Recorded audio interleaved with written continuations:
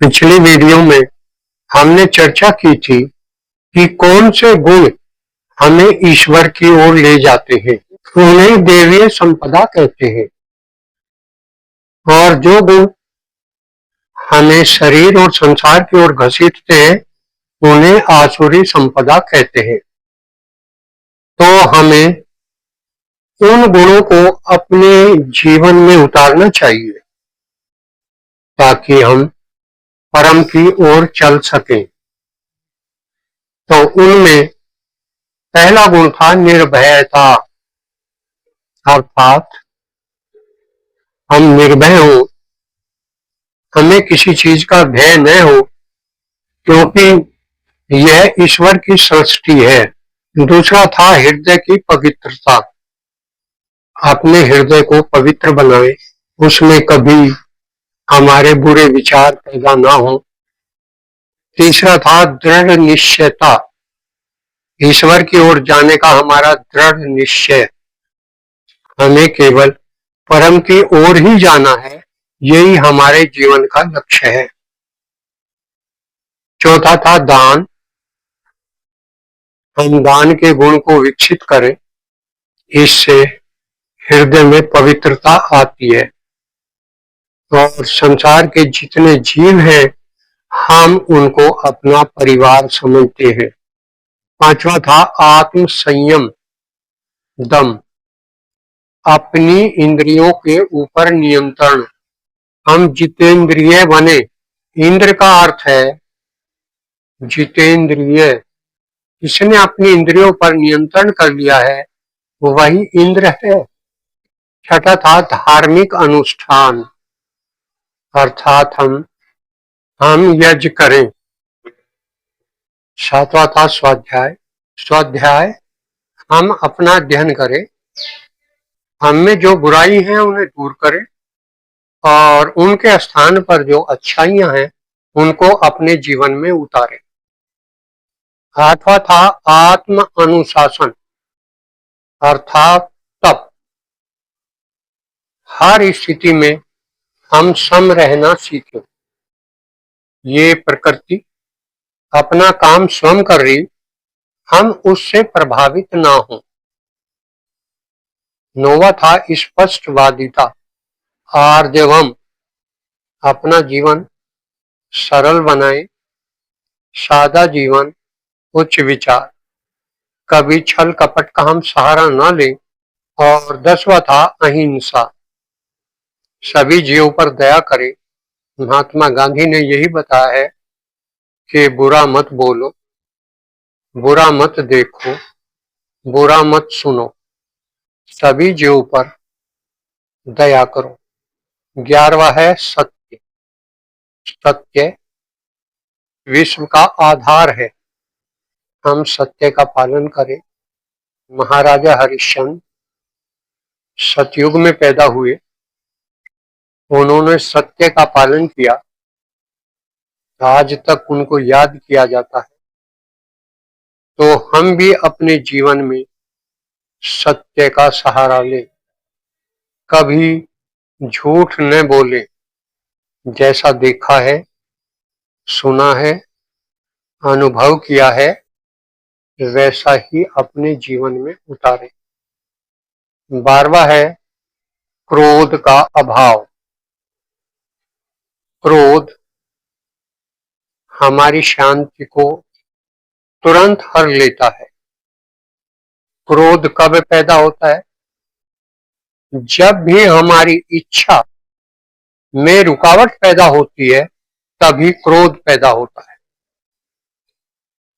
क्रोध सबसे बड़ा विष है, शरीर की प्राण शक्ति तुरंत घट जाती है। क्रोध हमारी बुद्धि को हर लेता है, हमारी सोचने समझने की अक्षमता समाप्त हो जाती है।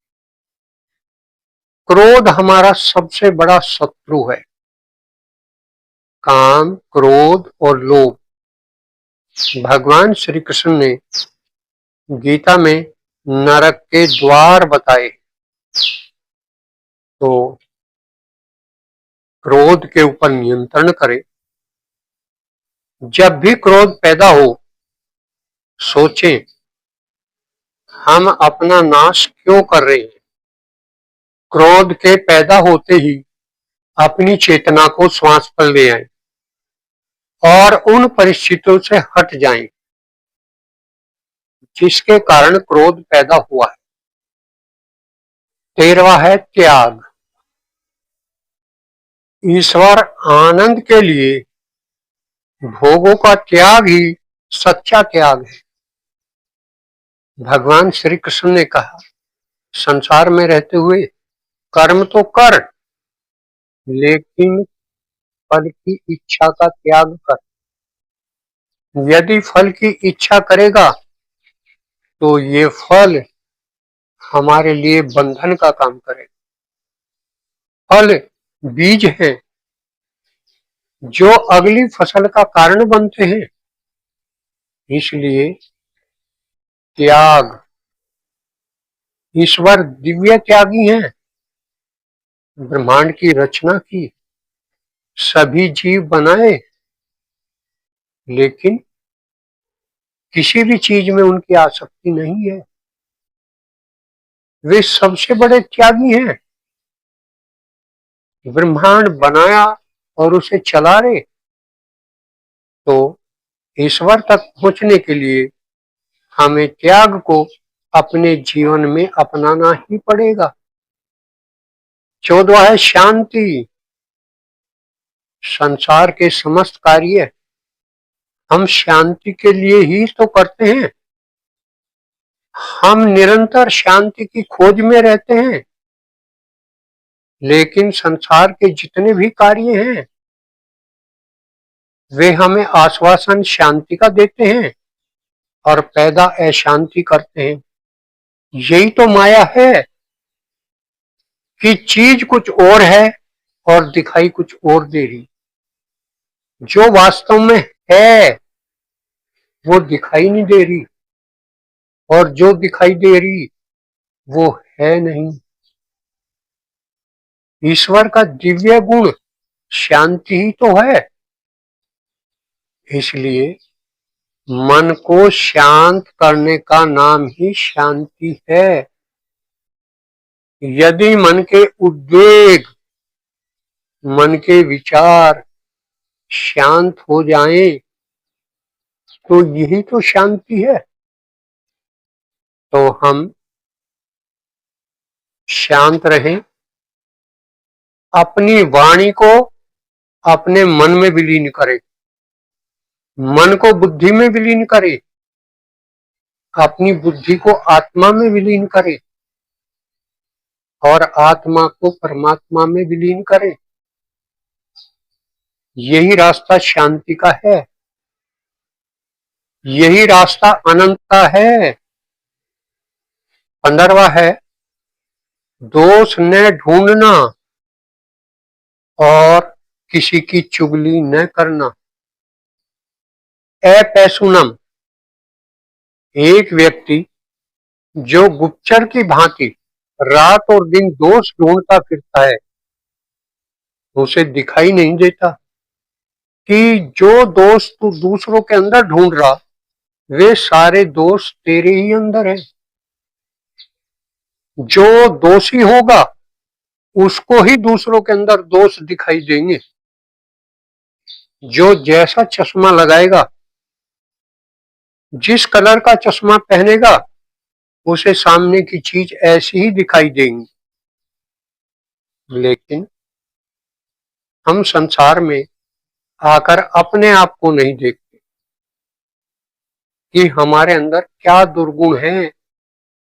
हम केवल दूसरे के दुर्गुण देखते हैं, दूसरों की आलोचना करते हैं। रात और दिन हम तमोगुण का सहारा लेते हैं, और ये तमोगुणी व्यक्ति का स्वभाव है प्रमाद, आलस्य और निद्रा।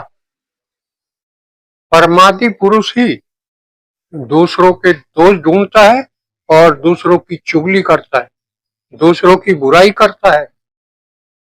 एक मक्खी हमेशा घाव पर बैठती है जिससे दूसरों को कष्ट पहुंचे, और एक मधुमक्खी फूलों पर जाती है, उनसे मधुर शहद लेकर आती है। तो हमारे जैसा स्वभाव होगा वैसा ही हम व्यवहार करेंगे।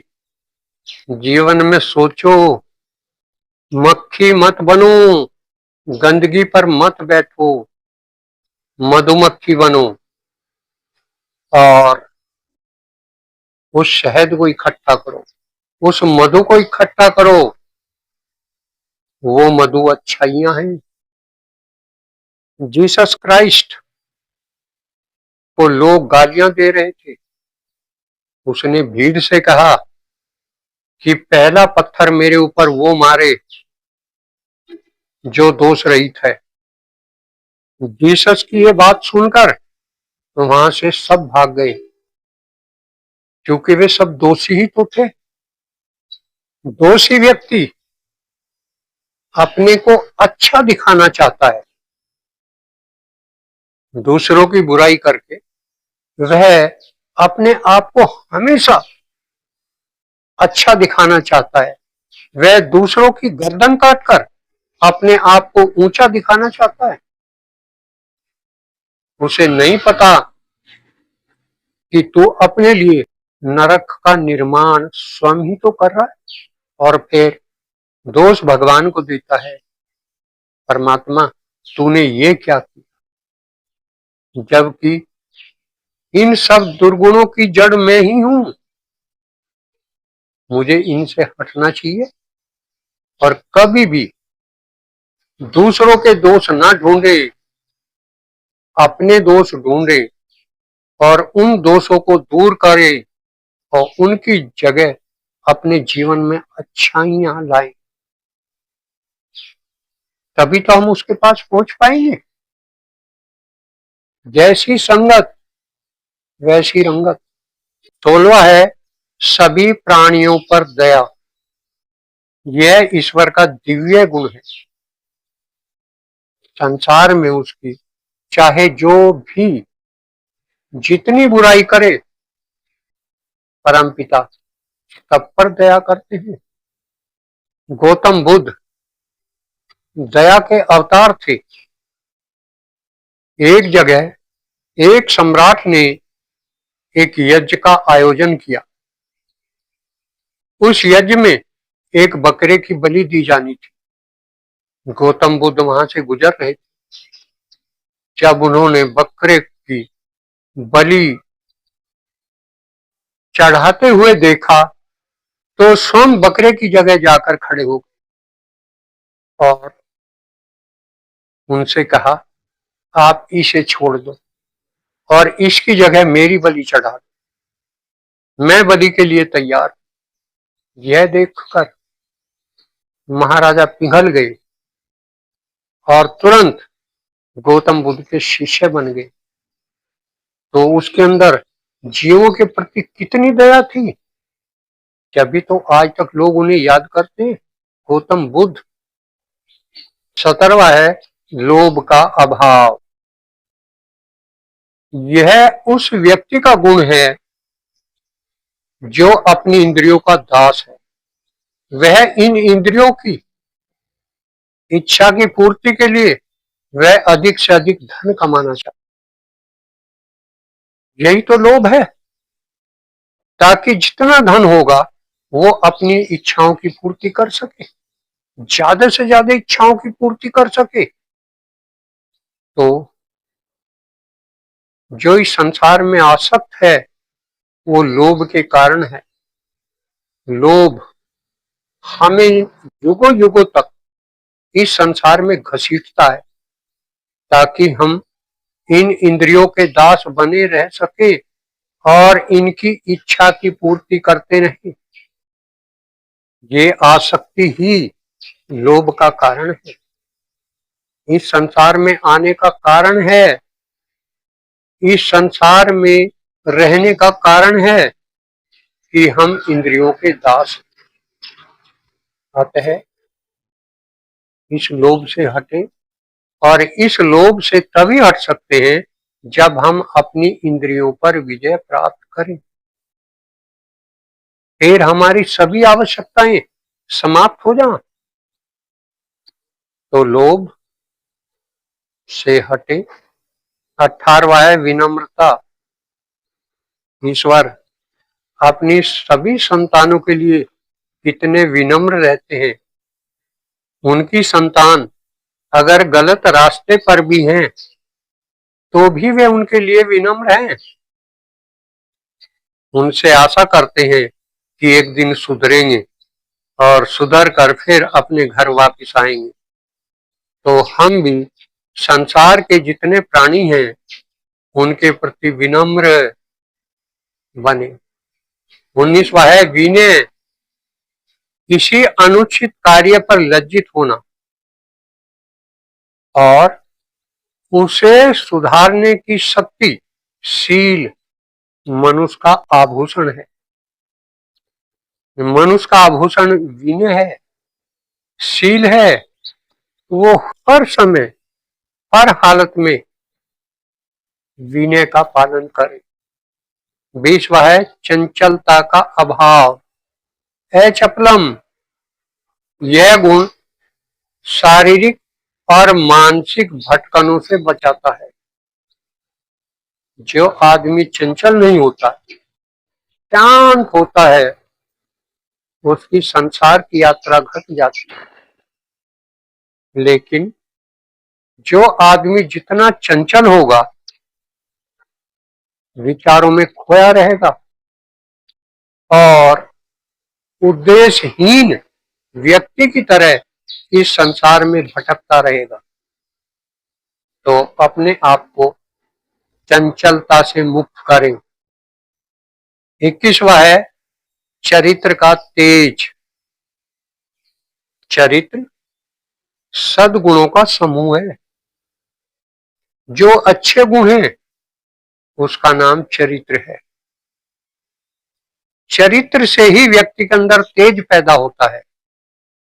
ये कहावत हम पर लागू होती है, if wealth is lost nothing is lost. अगर संसार में धन खोया जाए तो समझो कुछ नहीं खोया गया, हम फिर दोबारा कमा लेंगे। If health is lost something is lost. यदि हमारा स्वास्थ्य खराब हो गया तो समझो हमारा कुछ नुकसान हो गया, उसकी पूर्ति धीरे धीरे हो। इसका हम निरंतर ध्यान दें। उत्तम सुख निरोगी काया। अपने स्वास्थ्य का ध्यान रखें। अगर स्वास्थ्य में गिरावट है, कोई बीमारी अंदर है, तो इसका मतलब हम कुछ खो चुके। और तीसरा इसमें है if character is lost everything is lost. अगर हमारा चरित्र खोया गया तो समझो हमने सब कुछ खो दिया, अब हमारे पास कुछ भी बाकी नहीं है। तो चरित्र, ये जितने सद्गुण हैं इनका समूह ही तो चरित्र है। अगर हम चरित्रवान हैं तो ईश्वर को पाना हमारे लिए बहुत सुगम है। 22वां है अक्षमा। अक्षमा हमें भट्टी में झोंकने से बचाता है। अगर किसी व्यक्ति ने हमारे प्रति बुरा कहा है या बुरा काम किया है, अगर हमने उसको अक्षमा कर दिया तो हमने अपने आप को जलने से बचा लिया, उस भट्टी में गिरने से बचा लिया।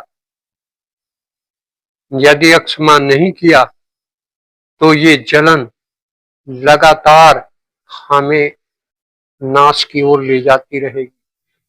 अक्षमा हम दूसरे को नहीं करते बल्कि अपने आप को करते हैं। उसमें दूसरे का भला इतना नहीं है जितना हमारा अपना भला है। दूसरे व्यक्ति अपना व्यवहार कर रहे, लेकिन हम दूसरे को अक्षमा करके अपने लिए हितकारी बन रहे, अपना अच्छा कर रहे हैं। तो हमेशा अगर कहीं से भी दुर्व्यवहार हो तो उनको अक्षमा करने की हिम्मत होनी चाहिए। अक्षमा करने से हमारी शांति भंग नहीं होगी, हम निरंतर शांत रहेंगे। यही तो संसार का खजाना है। वही व्यक्ति तो ब्रह्मांड का सम्राट है जो शांत है। और शांत हम जब ही हो सकते हैं जब बाहर की परिस्थितियों पर हम अपना ध्यान ना दें और जिसने हमारे साथ बुरा किया है उसको हम अक्षमा करें। 23वां है धैर्य धृति, अपमान सहने में सक्षम, हर परिस्थिति में अपने धैर्य को ना खोएं, हम निरंतर स्थिर बने। जो हो रहा है वो प्रकृति का काम है, हमारा नहीं। हम तो आत्मा है और आत्मा सदा थी, सदा है, सदा रहेगी, उसमें कोई परिवर्तन नहीं होता। इसलिए अपने धैर्य को कभी होने न दे। 24वां है शरीर की शुद्धि और मन की पवित्रता। सोचम, मन जब शांत होगा तभी तो हम उस परमात्मा के मंदिर में जाएंगे। अपने शरीर को शुद्ध करें और अपने मन को निर्मल करें। वह मन ही तो है जो शांत और अशांत होता है। अशांत होते ही वह बाह्य संसार में भटकता है, मृग मरीचिका की तरह। और जब शांत होता है तो वह उस परमात्मा के मंदिर में विश्राम करता है जो उसने बनाया है। 25वां है घृणा का अभाव, अद्रोह। ईश्वर घृणा मुक्त है और हम द्वेष के पैदा होते ही जहां हमारी इच्छा पूर्ति नहीं होती उनसे हम द्वेष करते हैं।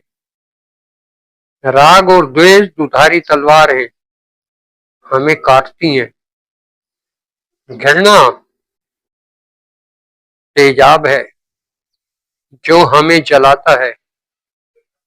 ये किसी भी व्यक्ति से घृणा न करे, अपना नाश न करे।